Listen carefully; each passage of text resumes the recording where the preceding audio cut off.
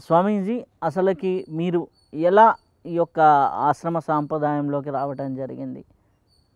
మా గురువుగారైనటువంటి మహంతి హిమాలయ గిరిజీ మహారాజ్ గారు ఎవరో పిల్లవాడు ఏడుస్తూ పోతున్నాడే అని తీసుకున్నారు.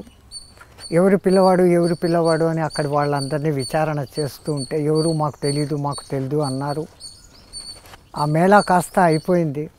ఎక్కడి వాళ్ళు అక్కడికి వెళ్ళిపోయారు. నేను మా గురువుగారి దగ్గర మిగిలిపోయాను. ఆయనకు ఆ దొరికినప్పటికీ నాకు బహుశా 2 ఏండ్లు ఉండవచ్చు అని మా గురువు గారికి ఒక ఊహతో, నేను దొరికింది 1920 ఏప్రిల్ 2 కాబట్టి 1920 ఏప్రిల్ 2వ తేదీ మీ గురువుగారికి మీరు హరిద్వార్ మేళాలో చిక్కారు. అంటే కరెక్ట్గా 100 సంవత్సరాలు పూర్తయింది మీ గురువుగారు. అప్పటికి 2 ఏండ్లు నేను పిల్లవాడిని. అప్పటికి 2 ఏళ్ళ పిల్లవారు. దాన్ని బట్టి ఆయన ఈ పిల్లవాడికి 2 ఏండ్లు ఉండవచ్చు అని నా చదువు సంధ్యల విషయానికి అవసరమైన సర్టిఫికెట్ కోసమని 1918 ఏప్రిల్ 2 అనేసి ఆ సర్టిఫికెట్లో పెట్టారు.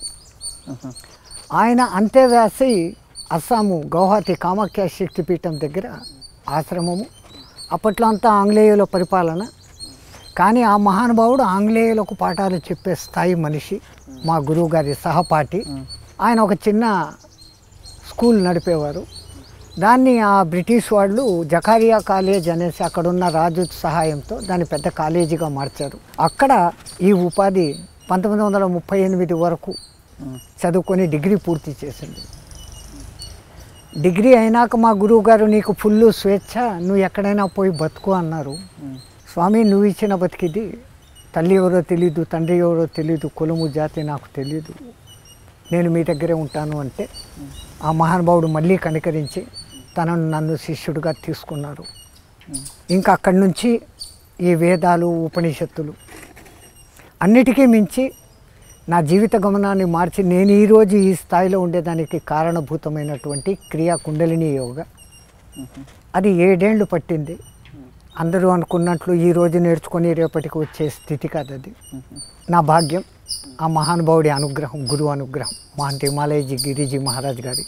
నేను నిష్ణాతుణ్ణి అయినాను అని ఆయనకు అనిపించినప్పుడు అప్పుడు నిజమైన సన్యాస దీక్ష అనేది ఇచ్చారు. ఇచ్చి తొట్టసరిసారిగా చార్ధామ్ యాత్ర దర్శనం చేసుకునేదా, నడిచి పైదల్ అన్నారు. అంటే పాదయాత్రగా. చార్ధామ్ అంటే మనం అనుకుంటున్నటువంటి బద్రీ, కేదార్, గంగోత్రి, యమునోత్రి కాదు. బద్రీ, పూరి జగన్నాథ్, రామేశ్వరం, ద్వారకా. ఇది మా గురుదేవులు ఇటువంటి యాత్ర పెట్టడంలో ఉద్దేశము. ఈ విధంగా తిరగడంతో భారతదేశం అంతా ఒక రౌండ్ కొట్టినట్లయితుంది. వివిధ రాష్ట్రాలు, వివిధ భాషలు, వాతావరణ పరిస్థితులు, ఆహారపు అలవాట్లు అంతా కూడా ఈ ఉపాధికి అలవాటు కావాలి. శీతోష్ణ సుఖ దుఃఖాలు సహించాలి సన్యాసి అన్నవాడికి. నాకు ఈ ఆహారమే కావాలి, ఈ వసతులే కావాలి అన్నవాడు సన్యాసి కాదు. కాబట్టి అన్ని పరిస్థితులకు వాడు అనుకూలంగా ఉండాలి. కాబట్టి ఇటువంటి యాత్ర నిర్దేశనం చేస్తారు గురువులు. ఆ దేవుని కృప, గురుదేవుని కృప 2 సంవత్సరాల 9 నెలలకు తిరిగి ద్వారక నుంచి మా గురుస్థానానికి చేరుకున్నాను. సో ఆల్మోస్ట్ ఆల్ మీరు ఇప్పుడు ఇండియాలో దాన్ని పాయింట్లు చేసి చూస్తే ఇండియా అంతా ఒక చక్కెర కొట్టినట్లే అవుతుంది. అన్ని రాష్ట్రాలు కలుస్తాయి. అట్లాంటి సందర్భంలో ఈ ఆంధ్రాలోకి ఎంటర్ అయినప్పుడు ఈ ఆంధ్ర భాష మీద మాకు కొంచెం ప్రత్యేక అభిమానం ఏర్పడింది. ఇక్కడ అనేక మంది దత్త సాంప్రదాయానికి సంబంధించినటువంటి అవధూతలు ఉంటారు. ఎన్నో గొప్పవైనటువంటి నారసింహ క్షేత్రాలు ఉన్నాయి. 12 జ్యోతిర్లింగాలలో ఒకటైనటువంటి శ్రీశైలము ఇక్కడ ఉంది. అన్నిటికీ మించి ప్రపంచ విఖ్యాతమైనటువంటి తిరుమల ఇక్కడే ఉంది. అది ఒక కారణం కావచ్చు, మరేమో. సంవత్సరంలో ఒక 5-6 నెలలు ఎక్కువగా ఈ ఆంధ్రలోనే తిరుగుతుంటాం. మాకు స్థిర నివాసం అనేది ఎక్కడ ఉండకూడదు అనేది శాస్త్రం. కాబట్టి అసలు దేశ సరిహద్దులు దాటి సన్యాసి పోకూడదు అంటారు. కానీ ఆ ఒక్క కారణం చేత మేము మానస సరోవరం ఒకటి తప్పించి నాకు తెలిసినంతలో ఈ క్షేత్రము మన భారతదేశము కోట్ల పుణ్యక్షేత్రాల పుట్ట. నేను చూశాను అని నేను అనుకుంటున్నానే కానీ నేను కూడా ఇంకా చూడనటివి ఎన్ని క్షేత్రాలు ఉన్నాయో తెలియదు. మీకు ఈ యొక్క 100 సంవత్సరాల ఇదిలో కూడా మీరు చూడని క్షేత్రాలు ఉన్నాయి. ఎన్నో.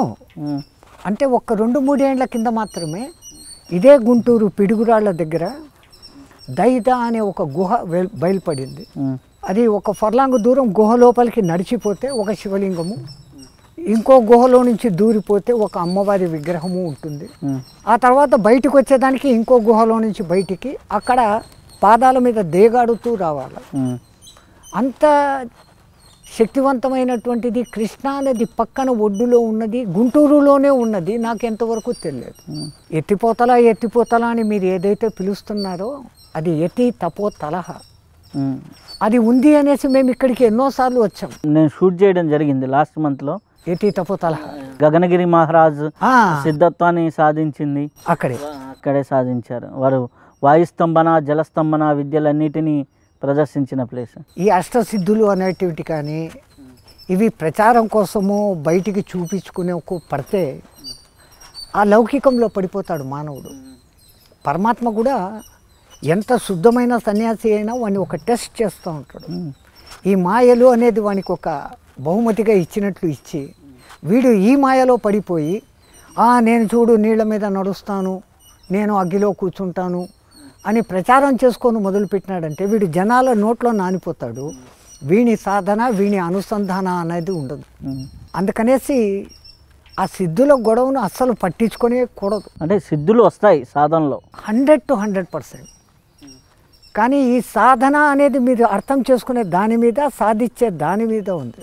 వచ్చినాయని దాన్ని పట్టించుకోకూడదు. సాధనలో సిద్ధులు ఆటోమేటిక్గా ఒక స్టెప్.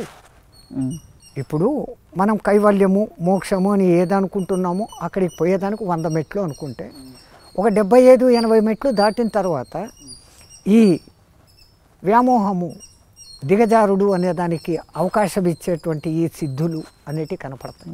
మీకు అందరికీ బాగా తెలిసే ఉంటుంది. ఒక చిన్న ఉదాహరణ, రామకృష్ణ పరమహంస వారు చాలా ప్రఖ్యాతి చెంది ఆ దక్షిణేశ్వరకు ఒకసారి పడవలో పోతూ ఉంటే ఆయన చుట్టూ అనేక మంది భజనలు చేస్తూ పోతున్నారు.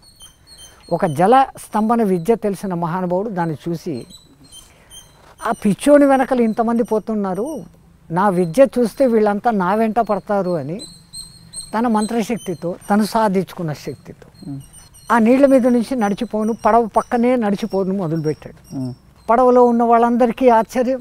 రామకృష్ణుల వారు కూడా మహా ఆశ్చర్యంగా ఆయన వైపు చూస్తూనే ఉన్నారు. పడవ ఒడ్డుకొచ్చింది, ఆయన ఒడ్డుకొచ్చి ఆయన నడుము మీద చేసుకొని జోరుగా నిలబడ్డాడు. పడవలో వాళ్ళంతా ఆయనకు మహా నమస్కారాలు పెడుతూ ఉన్నారు. రామకృష్ణుల వారు ఆయన దగ్గరకు వచ్చి, మహానుభావ నమస్కారాలు, ఈ నీళ్ళ మీద వేచే విద్య నేర్చుకునేకి మీకు ఎన్నేళ్ళు పట్టింది అన్నాడు. 14 ఏళ్ల కఠిన సాధన అన్నాడు. పావులా ఇస్తే పడవలో ఈ పక్క నుంచి ఆ పక్కకు పోవచ్చునే, నీ జీవితంలో 14 ఏండ్లు ఈ విద్యకు పాడు చేసుకున్నావే అన్నాడు. మహాత్ముల భావాలు ఆ లెక్కలో ఉంటాయి. ఒక్క ఈ విద్య క్షుద్ర విద్య నేర్చుకునేకి 14 ఏండ్ల జీవితాన్ని పాడు చేసుకోవడమా? అపురూపంగా మానవుడికి దొరుకుతుంది మానవ జన్మ అనేది. 84 లక్షల యోనులు అని మన సనాతన ధర్మంలో చెప్పబడుతుంది. ఎంతో పూర్వజన్మ సుకృతం ఉంటేనే ఒక్కసారి మానవ జన్మ. ఆ వచ్చిన దాన్ని సార్థకత చేసుకునేది పోయి ఇంకా ఏదో పవర్సు శక్తులు అని దాని వెనకాల పడిపోతే ఏం ప్రయోజనం ఉంది?